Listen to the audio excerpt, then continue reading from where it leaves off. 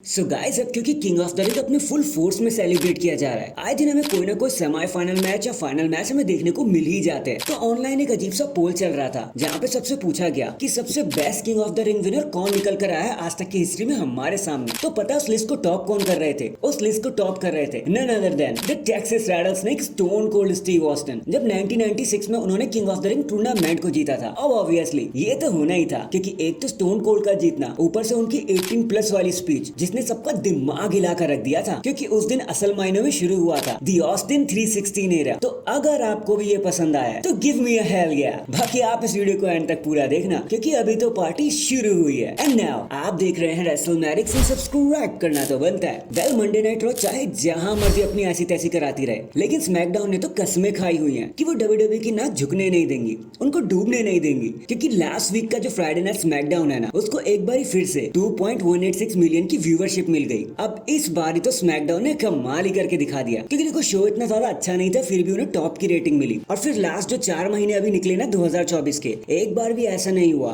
कि स्मैकडाउन को 2 मिलियन की नीचे की व्यूवरशिप मिल जाए। तो यार ये बहुत बड़ी बात है एक शो को लेकर, जिसको आप ए शो भी नहीं कहते। तो हैशटैग लगे रहे स्मैकडाउन। हाँ, आप WWE की नहीं है, पार लगाओगे। इसके बाद अगर आप अंकल हाउडी को कंपनी में दोबारा से देखना चाहते हो और आप सोच रहे हो कि यार ये कब वापस आएंगे, बहुत टाइम हो गया, तो आपको शायद ज्यादा इंतजार करने की जरूरत नहीं है, क्योंकि शायद किसी ने इस QR कोड को पहले से ही क्रैक कर दिया है जो अंकल हाउडी के लिए आ रहे थे। तो उसमें एक नंबर निकला जो नंबर है 22423, एंड ये कोड जेडा सऊदी अरेबिया का माना जा रहा है कि ये वहीं का पिन कोड है। तो इससे ये माना जा रहा है कि king and queen of the ring में वो अपना रिटर्न कर सकते हैं। देखो चीजें अभी पूरी तरीके से कंफर्म नहीं हुई है, बट हाँ इतना जरूर हम आपको गारंटी दे सकते हैं कि समर स्लैम अगस्त से पहले तो आपको अंकल हाउडी जरूर देखने को मिल जाएंगे। उससे ज्यादा वेट आपको नहीं करना पड़ेगा। WWE पूरा साल नहीं लेने वाली, तो चिंता मत करो। Hashtag uncle howdy and Bray Wyatt. In the and जब द मेन इवेंट उसो से पूछा गया कि क्या Cody Rhodes and Roman Reigns eight WrestleMania XL life का सबसे बेस्ट मेन इवेंट एवर था, रेसलमेनिया के इतिहास का सबसे खास मेन इवेंट था, क्या उससे बड़ा कभी कुछ नहीं हुआ? तो जेउसो एकदम से बोल पड़े, यार देखो मैंने मैच पूरा तो नहीं देखा, क्योंकि मुझे बताया गया था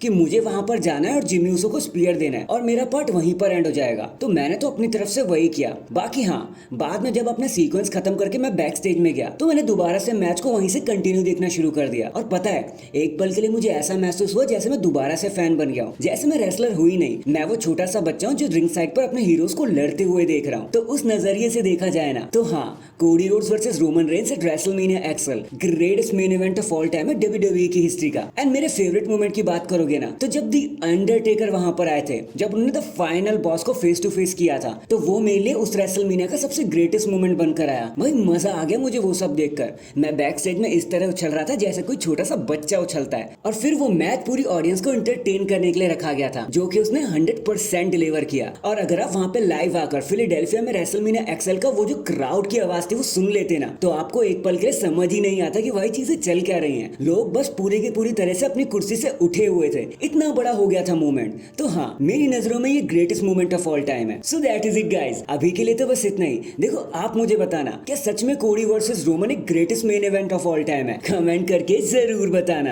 एंड चैनल पर नया है तो चैनल को जल्दी से लाइक एंड सब्सक्राइब कर दो। बाकी मैं मिलता हूँ आपसे किसी और अपडेट के साथ, तब तक के लिए अपना ख्याल रखें और खुश रहें।